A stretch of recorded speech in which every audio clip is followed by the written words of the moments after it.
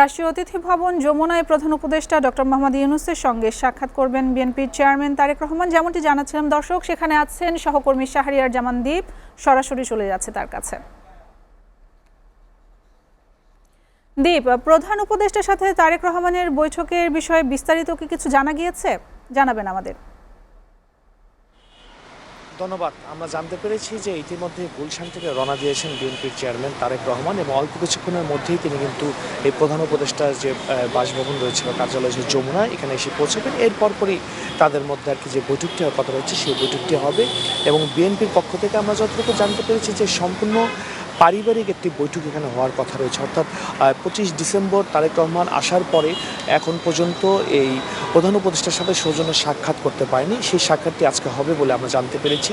একটু জানিয়ে রাখতে চাই যে 25 ডিসেম্বর আসা পর্যন্ত একবার ফোনে কথা হয়েছিল এবং পরবর্তীতে বিএনপির সাবেক চেয়ারপারসন বেগম খালেদা জিয়ার মৃত্যুর সময় জানাজাতে দুজনের দেখা হয়েছিল।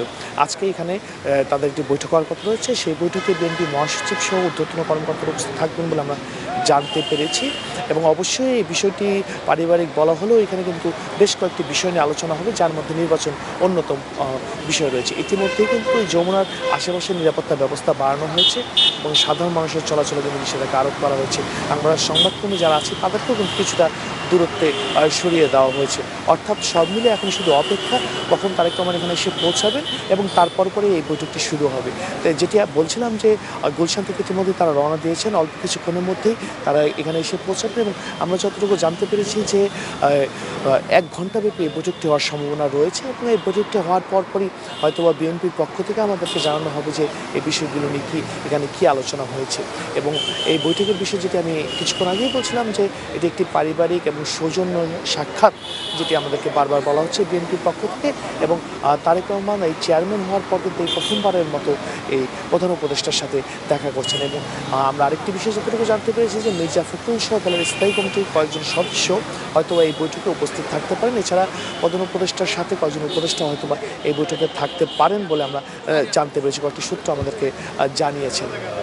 তো সব মিলিয়ে বলা যায় যে তারেক রহমানের সাথে লন্ডনে যে বৈঠকটি হয়েছিল তার দীর্ঘ সময় পরে কিন্তু বাংলাদেশে এই প্রথমবারের মতো এই প্রধান উপদেষ্টার সাথে বৈঠকে বসতে যাচ্ছেন তারেক রহমান। এই কারণে এই বৈঠকটি কিন্তু একটি গুরুত্বপূর্ণ বৈঠক বলে মনে করছেন অনেকেই, বিশেষ করে যারা রাজনীতি বিশ্লেষক আছেন তারা বলছে যে আজকের বৈঠকটি অনেক গুরুত্বপূর্ণ, যেমনটি বিএনপির জন্য তেমনি সামগ্রিক দেশের জন্য। তো এখান থেকে সবশেষ যে তথ্যগুলো আমার কাছে রয়েছে যে অল্প কিছুক্ষণের মধ্যে বৈঠকটি শুরু হবে, যতটুকু আমরা জানতে পেরেছি যে গুলশান থেকে ইতিমধ্যেই রওনা দিয়ে দিয়েছেন তারেক রহমান। তার এখানে এসে পৌঁছলেই বৈঠকটি শুরু হবে এবং বৈঠকে বেশ কিছু বিষয় নিয়ে আলোচনা হবে, যদিও এটিকে বারবারই বলা হচ্ছে এটি সৌজন্য সাক্ষাৎ। এই ছিল আসলে আমার কাছে এখান থেকে সবশেষ।